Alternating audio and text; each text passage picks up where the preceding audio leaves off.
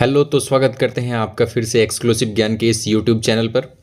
और आज हम इस वीडियो में देखेंगे क्लास 10th के बहुत ही इम्पोर्टेंट क्वेश्चंस को। पूरे 30 क्वेश्चंस को कवर करेंगे और ये आपके एग्ज़ाम के दृष्टिकोण से बहुत ही महत्वपूर्ण है। तो चलिए स्टार्ट करते हैं, देर नहीं करते हैं। आज का मेरा पहला क्वेश्चन है, समतल दर्पण की फोकस दूरी क्या होती है? Option number A 0, option B अनंत, option C 25 centimetre, option D -25 centimetre.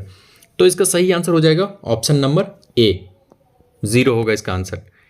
चलिए नेक्स्ट क्वेश्चन को देखते हैं। नेक्स्ट क्वेश्चन हमारा है, किसी वस्तु का अवतल दर्पण द्वारा वास्तविक, उल्टा और समान आकार का प्रतिबिंब बनता है तो वस्तु की स्थिति क्या है?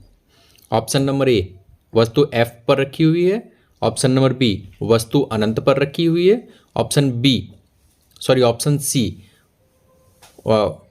सी पर रखी हुई है, या ऑप्शन डी सी से आगे रखी हुई है। तो इसका सही आंसर हो जाएगा ऑप्शन नंबर सी। इसका सही आंसर हो जाएगा option number C. Sorry, typing error है, यहाँ पे सी होना चाहिए, बी है। तो चलिए नेक्स्ट क्वेश्चन को देखते हैं। नेक्स्ट क्वेश्चन हमारा है, निम्नलिखित में से किसमें प्रकाश सबसे तेज गति से चलता है? पहला ऑप्शन है तेल, दूसरा पानी, तीसरा वायु और चौथा कागज। तो इसका सही आंसर हो जाएगा ऑप्शन नंबर सी, वायु में प्रकाश का वेग सबसे अधिक होता है। चलिए अगले क्वेश्चन को देखते हैं। एक लेंस की क्षमता -4 है, उसकी फोकस दूरी क्या होगी? Option number A 4, option B -40 metre और option C 0.25 metre, option D -25 metre. तो इसका सही आंसर हो जाएगा ऑप्शन नंबर सी। इसका सही आंसर हो जाएगा ऑप्शन नंबर सी। चलिए नेक्स्ट क्वेश्चन को देखते हैं। नेक्स्ट क्वेश्चन हमारा है, मानव नेत्र की फोकस दूरी में परिवर्तन का क्या कारण है? Option number A cornea, option B iris, option C ciliary मांसपेशियां, ऑप्शन डी पुतली। तो इसका सही आंसर हो जाएगा ऑप्शन नंबर सी, सिलियरी मांसपेशियां होगा इसका सही आंसर। चलिए नेक्स्ट क्वेश्चन हमारा है,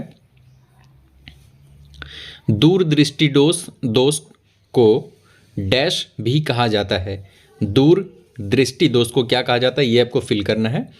तो पहला ऑप्शन है हाइपरमेट्रोपिया, दूसरा है मायोपिया, तीसरा है मोतियाबिंद, चौथा है प्रेसबायोपिया।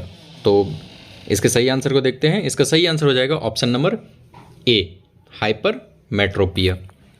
चलिए नेक्स्ट क्वेश्चन हमारा है, प्रतिरोध का SI मात्रक क्या होता है? देखिए SI मात्रक जितना भी बुक्स में दिया है वो सारे एक बार आप लोग रिवीजन कर लीजिएगा अच्छे से।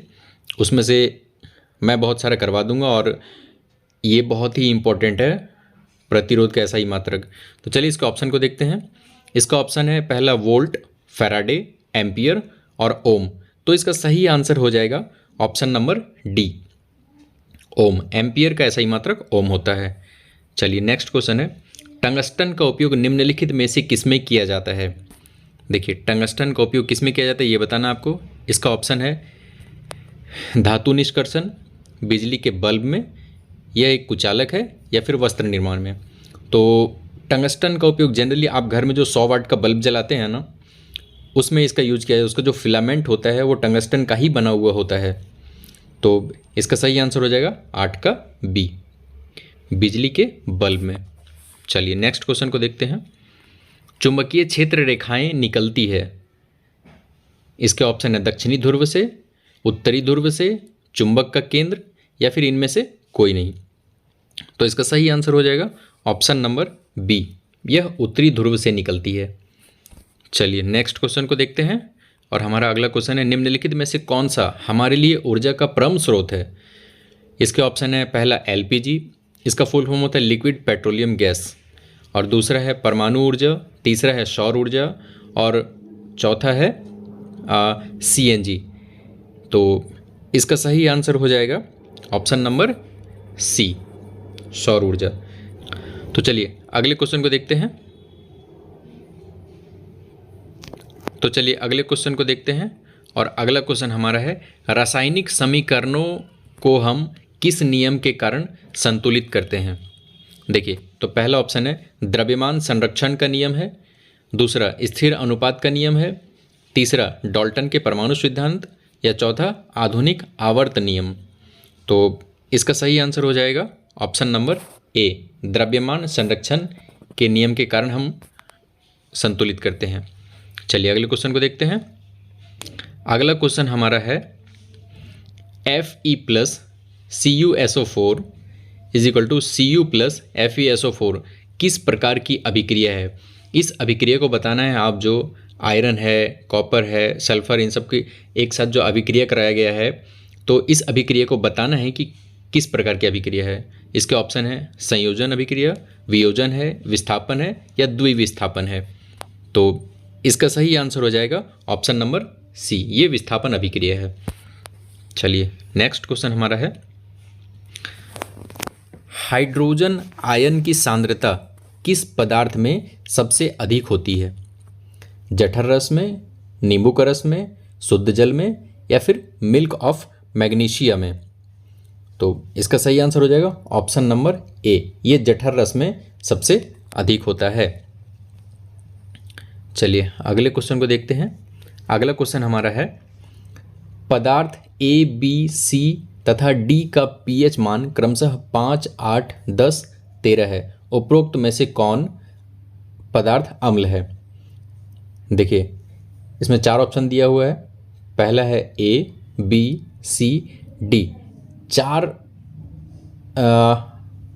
अम्लीय इसका मान दिया गया, 4 पदार्थ का पीएच मान दिया गया है। उसमें से बताना है आपको कौन सा मान अम्ल होता है और कौन सा क्षार होता है। तो इसमें अम्ल के बारे में पूछा गया। जनरली आपको बता दूं, जो 7 से कम होता है वो अम्लीय होता है और जो 7 से ज़्यादा होता है वो क्षारीय होता है। तो इसका सही आंसर हो जाएगा ऑप्शन नंबर, इसका सही आंसर ऑप्शन नंबर होगा ए नंबर इसका सही आंसर होगा। और ए में कितना है? 5। मैंने अभी बताया, इस चीज़ को याद रखिएगा। 7 से जिसका पीएच मान कम होगा वो अम्लीय होगा और 7 से जिसका पीएच मान ज़्यादा होगा वो क्षारीय होता है। चलिए नेक्स्ट क्वेश्चन को देखते हैं। निम्नलिखित में से किस लवण का उपयोग सोडा अम्ल अग्निशामक में किया जाता है? NaCl का, NaHCO3 का, Na2CO3 का, या फिर CaSO4 का? इसका सही आंसर हो जाएगा ऑप्शन नंबर बी, NaHCO3 का। चलिए अगले क्वेश्चन को देखते हैं। अगला क्वेश्चन हमारा है निम्नलिखित में से कौन उभयधर्मी ऑक्साइड है? तो इसके ऑप्शन है CO2, Al2O3, Na2O3, या फिर FeO4। इसका सही आंसर हो जाएगा option number B, aluminium oxide होगा इसका सही आंसर। चलिए नेक्स्ट क्वेश्चन हमारा है दिए गए तत्वों के इलेक्ट्रॉनिक विन्यास में कौन उत्कृष्ट गैस का इलेक्ट्रॉनिक विन्यास है? इलेक्ट्रॉनिक विन्यास तो आपने पढ़ा ही होगा, 10th क्लास की बुक में से ही स्टार्ट होता है, ये 9 से, और ये मोस्ट इम्पॉर्टेंट है। तो चलिए इसके ऑप्शन को देखते हैं। इसका ऑप्शन है पहला नंबर 281, 287, 28, या फिर 285। तो इसका सही आंसर हो जाएगा ऑप्शन नंबर सी, 28। चलिए नेक्स्ट क्वेश्चन को देखते हैं। नेक्स्ट क्वेश्चन हमारा है निम्नलिखित में से कौन सा असंतृप्त हाइड्रोकार्बन है? पहला ऑप्शन है CH4, C2H6, C2H2, या फिर C4H10। इसका सही आंसर हो जाएगा option number C, option number C इसका सही आंसर हो जाएगा C2H2। चलिए नेक्स्ट क्वेश्चन हमारा है HCHO में कौन सा प्रकार्यात्मक समूह है? एल्कोहल है, कीटोन है, एल्डिहाइड है, या कार्बोक्सिलिक अम्ल है? इसका सही आंसर हो जाएगा option number C, option number C इसका सही हो जाएगा एल्डिहाइड। चलिए नेक्स्ट क्वेश्चन हमारा है दिए गए तत्वों में किस तत्वों में संयोजी इलेक्ट्रॉन की संख्या लिथियम के बराबर होती है? इसके ऑप्शन है मैग्नीशियम, कैल्शियम, पोटेशियम, या फिर एल्यूमिनियम। तो इसका सही आंसर हो जाएगा option number C, option number C, potassium में। चलिए नेक्स्ट क्वेश्चन हमारा है अमीबा में किस प्रकार का पोषण होता है वेरी वेरी इंपॉर्टेंट क्वेश्चन है ये।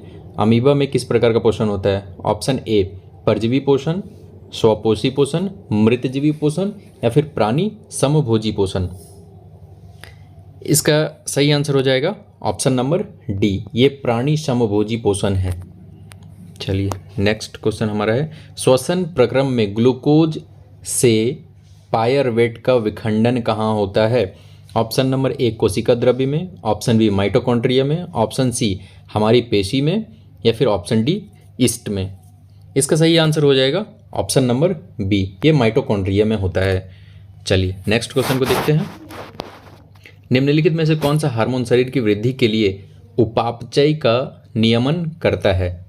इसके ऑप्शन है वृद्धि हार्मोन, इंसुलिन, टेस्टोस्टेरोन या फिर थायरोक्सिन। इसका सही आंसर हो जाएगा ऑप्शन नंबर डी, ये थायरोक्सिन होता है।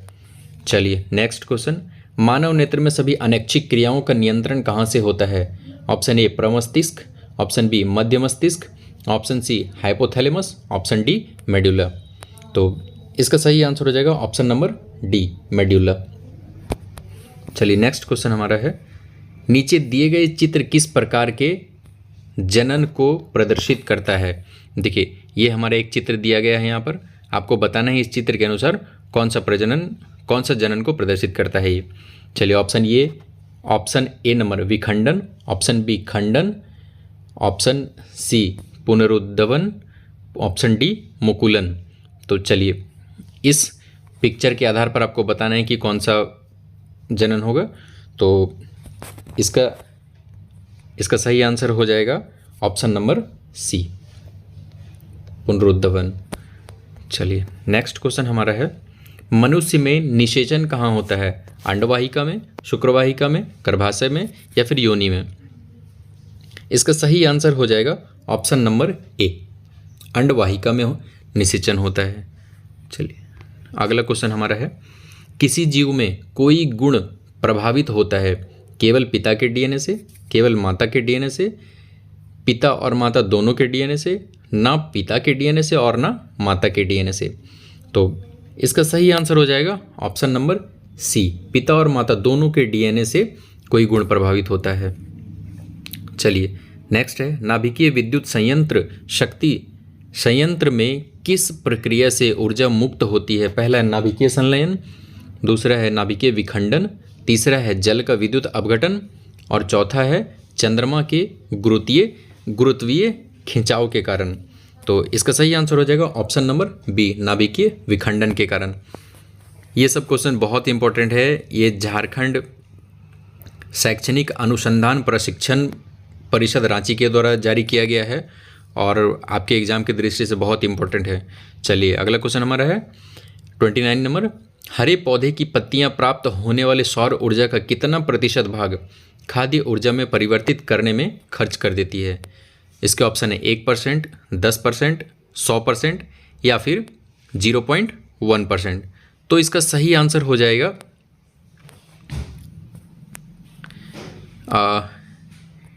इसका सही आंसर हो जाएगा ऑप्शन नंबर ए, 1%। चलिए आज का हमारा अंतिम सवाल होगा, निम्नलिखित में किस पदार्थ का प्रयोग करना पर्यावरण के लिए सबसे अधिक लाभदायक होगा? पहला थर्माकोल के डिस्पोजल कप का, बी प्लास्टिक के डिस्पोजल कप का, सी मिट्टी के डिस्पोजल कप का या चौथा ऑप्शन कागज़ के डिस्पोजल कप का। तो देखिए पहला और दूसरा ऑप्शन तो हो नहीं सकता क्योंकि ये हमारे पर्यावरण को बहुत क्षति पहुंचाता है। तो इसका सही आंसर हो जाएगा ऑप्शन नंबर डी, कागज़ के डिस्पोजल कप का। तो इस वीडियो में हम लोगों ने आज 30 प्रश्न को देखा और ये 30 प्रश्न साइंस के बहुत ही इम्पोर्टेंट प्रश्न हैं जो कि झारखंड शैक्षणिक अनुसंधान एवं प्रशिक्षण परिषद रांची के द्वारा जारी किया गया है और आपके एग्ज़ाम के दृष्टिकोण से भी यह बहुत इम्पोर्टेंट है। तो मिलते हैं आपसे फिर नेक्स्ट वीडियो में। अगर आपको यह वीडियो अच्छा लगा तो लाइक करें और हमारे चैनल को ज़रूर से ज़रूर सब्सक्राइब करें। तब तक के लिए बाय।